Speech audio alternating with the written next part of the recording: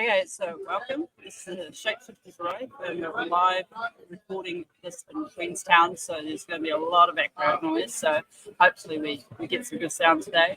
I'm here with Oosh from Wellington, New Zealand, and the lovely Dex from Utah. Yes. Pennsylvania. Sorry. So today we're going to talk about performance in cosplay because these two lovely cosplayers brought their A game to performance this weekend, and we're just going to go through like different things like how to prepare and those kind of things. So shall we start? You do perform in your day-to-day life, and how did you come about doing that kind of thing? So it's interesting to us as cosplayers, like that kind of thing. I'll just give a bit of context to where my words are coming from. So, so hello, love everyone. My name's Ooshcon, but friends call me Oosh. I'm Samoan, hailing from Walele, Lalamanu. And I love dance. I love performing. It's my professional trade. It's what I do. Me and my partner travel around the globe to perform or to direct or choreograph through dance specifically. But and so those kind of skill sets did were very useful with Bravo, and I also just love Bravo, and so and I kind of look like him as well. And then as I read more into Bravo's lore, I realized, he actually encapsulates a lot of what I am already living, or something that I do want to aspire to reach towards. And so already there's quite a personal, I resonate. Yeah. And I will say that resonating is a pretty massive key part of what powers that performance. Because people might say like, they might throw out the confidence thing of like, you just gotta be confident. But like, what does it actually take? And for me, my confidence is just like so uplifted by the fact that I resonate with Bravo. Because when I put the jacket on and the beard on and ethos, like in a way, I'm kind of borrowing Bravo's confidence. When you step into the character, my first big cosplay wasn't second use background and performance giving towards so it really helps me cosplay. I am this person. This is person. And then just leave it all. And it makes me like, I'm just gonna bounce off what you said, because there's something really special that like for when people choose something that they want to commit to, because it's a lot of work. We all know. Like I have to shout out like 4 people to help me with my brother. It's like my partner Jara Wasala, Sequin Oldbeards from Melbourne, my mother, and myself. We're all collaborating, and it was a lot of work from like the 4 of us. And for you to come to that decision of like, I'm going to invest this much time and energy from not only myself but others, there's something in it that I'm like, that character is presenting something that I want to magnify in myself. And I'm just gonna say, like, your performance yesterday was magnified. Like it was essentially like. Do you want to explain what you did in your performance? Sure. In case there's no actual video of this, I have to meet people out to make sure that there's some video of the recording. We need it. But so I did Blessing of Savagery, and I played this middle character who was very rude yet kind of respectful at the same time. I basically was very like roots, especially from Dynasty, very steeped in like Southeast Asian I drew from my own background. I wanted to look into the art style. But yeah, ultimately what I had to do was we did a brief skit. Chieftain Nathan Dolman poured blood onto me, and then we had LSS Carol accepted up into the center, and I got to punch him on stage and then stomp on his head. All very dramatic. It was so good. It was so amazing. Yes, players got blood on their blood stones and the blood, the oval. Yeah. I've got to find it. I said you just should get Max to sign that card now. It's so funny. It's marked. It's a custom job. It's an art. Well, hopefully not too much about it, because the whole point of, I had to bring a tarp and a kiddie pool to make sure all of the blood was contained, because the entire thing was carpet. So it's a very interesting side of performance for the setup. Yeah. Lots of planning, people to make sure everything's available at the right time to get fitted in. And I think that's a big element of performance. Yeah, it's like the setup. So much behind the scenes. Yeah. For like 5 minutes. It's like 2 months of planning and practice and rehearsal. Yeah. Even with my small performance where I had somebody dressed in tailor, I still had to, like, I had originally thought of something that was on the stage, and I was going to have her stand there and just do all my adjustments around like I was tailor. But because they made us walk, I had to change it up real quick. And that's another thing that's kind of working out. If something changes, it's not the end of the world. You can change things up on the fly. You just need to get past that. No, now what do I do? That's when you're presenting curveball and something's not working, being able to work through that to be able to make the performance work. Because you get to the venue, it's not necessarily it's going to be. You communicate with the people that you're going to do everything like you did. You communicated with the organisers, but it's not always available to do that. So performance being quite a large part of our cosplay now, which initially wasn't. It's interesting to be fascinating. I think it's still valuable. Still, performance is so important to me. So it's not something I'm ever going to dip quality on, but I believe the scoring is not as. It's like there's like multiple categories. I'm not super familiar with all of it, what goes into it. There's like a certain amount of build craft that has to be about. Performance is usually like a smaller aspect, but it's the part that I want to celebrate the most. So even if it's work less, whatever. And it makes people remember you, right? I hope. Yeah. Everyone remembers you having meat thrown at them.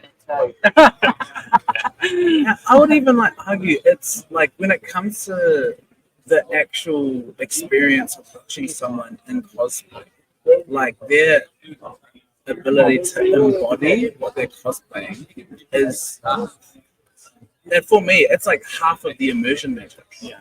Like, of course, someone can be like incredibly gifted and amazing and skilled at like the crafting of cosplay, but when you put it on, like, yeah, exactly. Like, because we all know what, like, when you see a mannequin wear, like there's a, and I'm not saying like it's a necessarily a bad thing, but when my costume's on a mannequin, it's stagnant.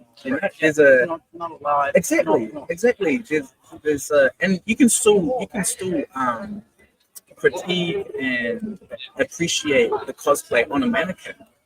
But if cosplay was just about that, then we'd just watch it on mannequins. Yeah. But there's a reason why we put on ourselves, and that's because we're living, moving, breathing, And so it's like, how does I as Bravo breathe? How does Bravo walk? Like, because that's the immersion part, right? Like yesterday, I didn't sit down as Bravo because I've never seen Bravo sit down, so I just didn't sit down while I had the cosplay on, and like that. but to me that was important. No, wait, that's not. Yeah, because I haven't seen it, and it just he always looks like prepared, ready, and just like kind of smirks. Yeah, and a little bit of his like sleeves maybe, like he looks like he like has big game or something. So I just Yeah. and so that and I relate to what you're saying, like the performance to me is such a valuable part of what cosplay is that sometimes might get not as much like focus or attention. And But that's the big question, though, because a lot of us have been crafting, and we're all gamers at heart, and we're going to come in and do anything great, not necessarily from that. Is there any ways that you guys that might help others to kind of prepare themselves? I mean, it's all good saying, bring great value, whatever, but there might be some things that you guys do that might resonate with other people that they might find. So, yeah, please. So, as we both had a lot of performance in our background for work, it's just something that has become so ingrained in me that to psych myself, it's not that much psyching myself as much. So I would say if you want to like get into the performance side of cosplay, maybe just do a lot of practice. So go to smaller events. You don't have to necessarily prepare something for a whole conference because like every single week when I go to my armories, I still put on my road necklaces. Yes. I still do everything just like for the fun of being Reinhardt, being a brute. And then when I practice, usually it's like when I'm in the middle of something else. So the number of times my husband was like, "What are you doing in the shower?" And I was like rehearsing my skit, just like yelling in the shower, in the car, when I'm home. It was like whenever I was thinking about it, I need to make sure that when I'm on the stage, it looks natural and it looks like I am that character. I'm not performing something that's universe. Yeah. I'm gonna pretty much echo that. Dr. Danielle McKay, please report to the admin stage. Announcer. Yeah, because it's just like any skill. There's a practice. There's a involved, and I think there's like some legitimate like steps you can take to refine and improve performing. And to me, I think cosplay is like the immediate thing that like when people have their cosplay done, I feel like the immediate thing to do next is practice poses, which is massive. That's that's such a good starting point.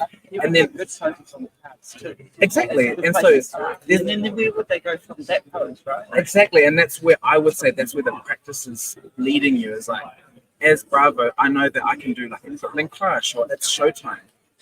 But then my practice in my own time is how did he get to hold this position? Exactly. Like, and there's electric around that, like Anathos. So I'm like, okay, so there's like a charging involved.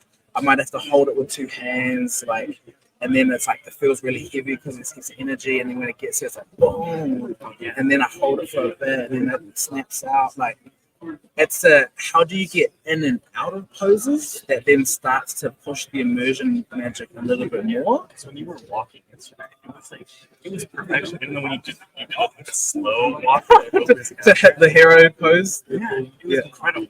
Yeah, and so that's where I would start as like a practical place to start. It's like to start like before the pose and after the pose, and then once you get more confident, you can even go a little bit further of like what was the scenario to create that pose, and then even further, how did they even like walk into that scenario? And so then what I did yesterday is that I just knew I had like 3 main poses of cards to do, and I just had to fill in the blanks.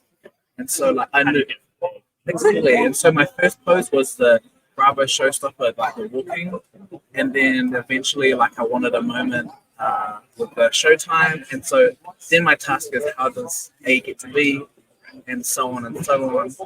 And then after practicing that, now I have a feeling of how does he walk, and now I can walk for as long as I want as Bravo. Like, and how do I like acknowledge someone as Bravo? You know, like, it's. I think there's also a certain component, and a lot of people I've talked to both in previous cosplays, you're like, oh, you're so great for like not training. I could never do that because I'm uncomfortable. There's like a certain amount of comfort you have to have to be able to do this performances. So I feel like that's another step. If you can get comfortable with doing these motions at home, it'll feel a lot less awkward when Brad's not doing it for the first time here, right? So, like, once you've done something, practice really is so key. Yeah, and it's like anything. Like in my head, I'm always trying to imagine what's the training wheels. Like, you know, when you're on a little bike as a kid and you've got training wheels, I'm like, how can I create a training wheel scenario for the skill? So if we're talking about performance and cosplay, how can I get my training wheels on to build up the skill? And so in my head, I'm like, wow, I'll make a scenario as Bravo, and then I'll perform it in front of someone I feel comfortable with. So that's just one person, and even that can be really, you know, even that asking can be quite a massive, like, Stepping stone. yeah, exactly. And then that's the training wheels. You're like stepping more and more to the full. So resonate with this because there's like a certain confidence I had during practice, like as a kid. There's a certain confidence I had like practicing by myself that I lose like practicing for the person. Yeah, and then I'm like, right, I need to bring this up. I need to bring this up to you. Yeah. So yeah, one person, even if it's just one. Yeah, no, absolutely. Because that's the part that I feel like isn't talked about. Is what happens to like your body, your brain when you know you're being watched, and like how does that alter? And like, are you either ready? Are you ready for that? Are you practicing that? And if not, how can you get the training wheels to practice it a little bit, just so you're not as thrown? Because I mean, yesterday was a big thing for all of us. Like, I mean, there was like 400 people in the room, and it's silence. Everyone was building decks. Yeah. Building It was, decks. like, I will say that as like a, you know, just like constructive feedback, is that yesterday having no music was performatively really difficult. Yeah. Because I then felt like I had to like constantly fill space with either my voice or performance, and then even as someone who like performed as a job, I'm like, oh, this is a tough scenario. Like, but especially because like the time that they perceive time so much differently. That what we had to do. It's like for miles. It was miles. what is that? That's like what, like not even 40 meters, 30 meters. But it felt like the longest walk. And you're like, and everyone is silent the whole thing. So they announce your name, you get claps, and you walk for like 50 meters. Silence. Yeah. Nothing. You No take one a is photo saying anything. And then so then they clap again, and then you walk back in silence. I was, and for that I was like really thankful. So I didn't actually have to walk back. I walked all the way to the end, and then I got to go right into it. Yeah. So that was nice. Yeah. You got the bonus. So that helped me alleviate the stress of building up time. Yeah. So I was building up time since I had to relax. I was building up time for my teammates who the cosplay to get everything set up. So I knew there was a yes, I was buying Yeah. and then not having audience response. Yeah. That's the. Give some love to the people performing, man. It's hard out here. Yeah, and I think it was hard because events were going on and they were Oh, absolutely. building decks. Do what you got to do in the game. Yeah, for sure. Unfortunate No, timing. absolutely. Stop paying attention. They can give you time extension because they should have paused to get the time extension, right? Yeah, but I think that highlights then like the conversation of cosplay that should and does deserve its own space and time. Like, because And I don't think that's why we walked during the because when it was during the we played it. It was so difficult for all of us who want to play it. yeah, Because you know, then you've got like this game. We play it first and cosplay as well. And so it's it's good that they've moved into a time where it's not super competitive, but those Ravenous Rebel cards were people so that there was a lot of people sitting down with them. I don't know what lesson they would have allowed the funds and then 30. Yeah, so it's designated for 6 o'clock. Yeah. They could have started 16. Would start at 6. Yeah. Yeah, exactly. Just like, okay, everyone, Rabbit House is going to start at 6:30. Get into your seat, make them sit in the seats, and then they'll Cosplay contest, and then after that, the event. Yeah, because they started the event right before the cosplay contest, everyone was seated, and that was nice. Drafting, but they were like. They were in the process of like making their seal decks, and like we were being But it was very nice to have James White, his daughter, and them all there. Oh, his daughter actually opened our cosplay competition. Amazing. Great competition. Massive. Beautiful costume made by Carolina and Rachel, and she did make parts of herself Yeah. under their direction. So I think that there's going to be another fierce cosplayer coming along. huge. So that's awesome. Sorry. Something else about that, yeah? Because you mentioned James White. Yeah. Majority of performance is like you can have it planned out in your mind, Yeah. and then be so prepared to execute that plan. Yeah. You forget what the audience responds to. Yeah. So when Carol moved me, I looked over at James White, and his face was like white as a sheet, eyes wide, mouth open. It was like, who is this person who's like doing a cosplay? He turned out it was Carol, and he started laughing, and I was like, that is what I did. Oh, And yeah. I totally forgot that because I was just like, Yeah.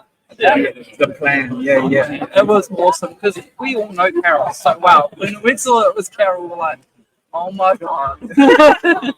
Like again, that feeling that your performance gave James, you know, like that's the like again, if you look at it in a criteria way, it can like feel like it's just like one like segment of a criteria. But that feeling that James got, you know, is just like it was such a, priceless. exactly. And that's what we do things, and that's going into like I got to meet James White's mother. Yeah. And that was an amazing thing to do. She was just showing her what I was dressed as Kayla, and then I pulled out my tunic, and she go, and I go, yeah, I've got someone to wear this, and she says, could I wear it? And so I got James White's mother, wore my tunic, and hopefully we see videos. Everyone wants to see this. And People are yeah. The Discord is mad. If any of you, now or future tense, ever get footage or photos of the actual cosplay things, please just do us the massive blessing of just sending it to us, because that is like so much of our work, because we can't document it ourselves. we even have a version for cosplay. Yeah, we do. So there was a very awesome story about Taylor promo that I might talk about right now. Is so James White's mum is actually a seamstress, so Taylor is So and there's a couple of histories, probably more in there, but she told me about. So that dog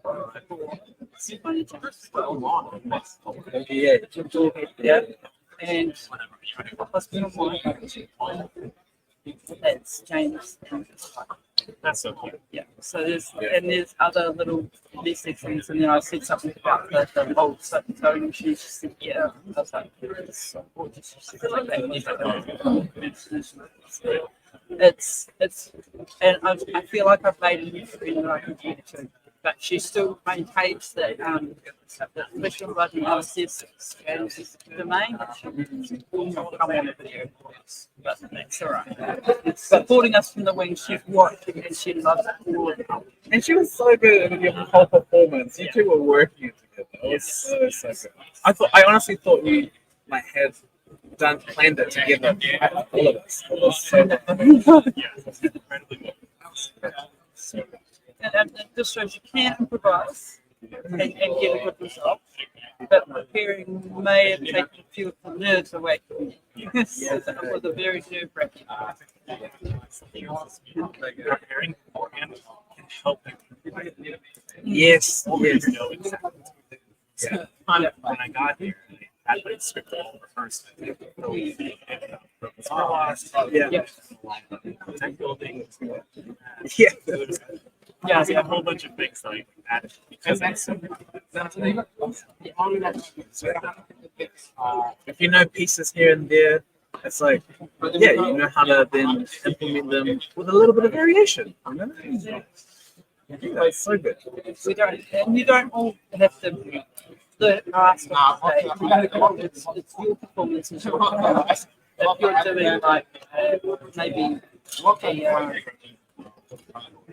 if you were doing like Alexi, it would be high energy. But if you're doing something like a Viserai that's got seems to me probably has less agile movements and brooding, you can bring that as well.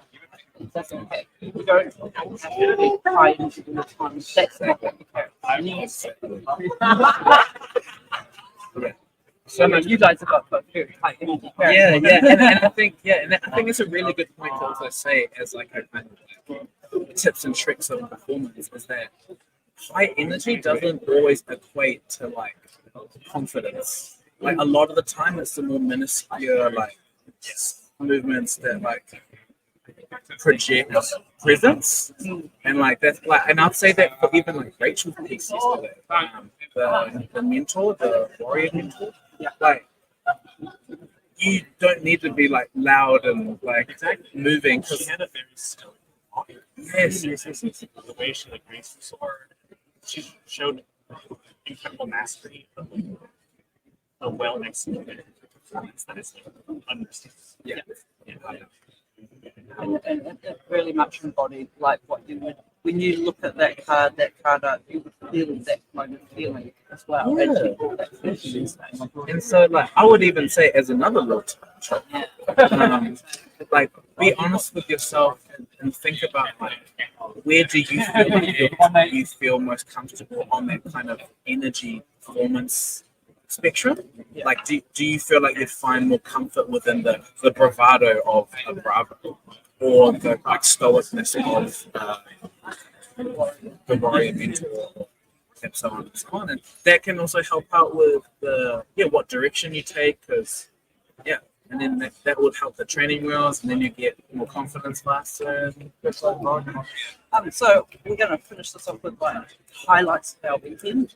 But what was your big highlight this weekend? I mean, Oh, absolutely! Like it's the cosplay, but like in more detail, it's definitely like when there's multiple like committing cosplays walking around, like the immersion starts to like kick in. You go like whoa, and I think it's that like split second when someone like sees the thing, like you can see for like a half a second they just got teleported somewhere. And for me, that's my like highlight is seeing someone just like, oh, am I in Aotearoa, New Zealand, or am I in Aria? That's the highlight for me. what was your highlight? The highlight for me has to be after the performance was finished. I just had to stay where I was because I was dripping blood. I couldn't go anywhere. But I had just this like amazing feeling of accomplishment.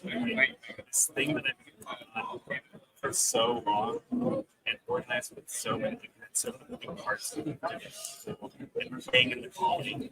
Yeah, like yesterday was just like stressful, but I knew the payoff would be there if I like worked. So it was really the moment. Like, it's got to be like James White's face during the performance. Afterwards, it's obvious to come down. Yeah. I finished. I did what I came to do. And it went exactly as I I actually felt my biggest highlight, yes, was spending so much time with there, but I felt it was really quite a highlight of the array and the different cultures that brought to our cosplay competition. Joe Michael. We had a few New Zealanders, a lucky lady from Australia, Mexico, and Hello, home players, time's up. Active player finishes their turn, then the opponent has a turn. After that, the team with the most wins the match. If there's an equal amount of wins between the teams, the match is a draw. Right. So I felt that for this cosplay competition, we truly brought the world together. There was people from all around the world at this cosplay competition, and that was a real highlight for me. And also the age group that we had. We had James starting it for us, and the great gift that has been there with us on the stage. It showed everything. Yeah. Yeah. So back in my office, unfortunately the end was not usable. As you could hear, there's a lot of background noise, and it just got to the point where I couldn't use that piece anymore. So I would like to say a really big thanks to Ooshcon for being part of this particular episode. I really appreciate his perspective coming from outside, from a performance side, coming into cosplay. It was really nice. You can find his YouTube, I'll pop it in the links, and he is also on Twitter. And also very big thanks to Dex. He's been a force to be reckoned with, and I'm very pleased that he was able to spend some time with us. I know his time was precious because he did so much planning, and this was his relaxing day, so thank you so much, Dex. And you can find him on Twitter as well, and also both of these guys are in our Discord. Oosh has just joined our group, and Dex is always there too, and we're all part of the community and there to support each other. So thank you so much, and I hope you enjoy. And here's some footage. I got a little bit that I was allowed to use that was used. Alex produced it from LSS, and I'm just going to pop that in now, and then a few photos just to cap it off. Thank you so much. Hit the speaker box loud, hitting that stuff till you hearing that sound. This is Bravo the showstopper. Make sure you get the shot here. I'll do it for you.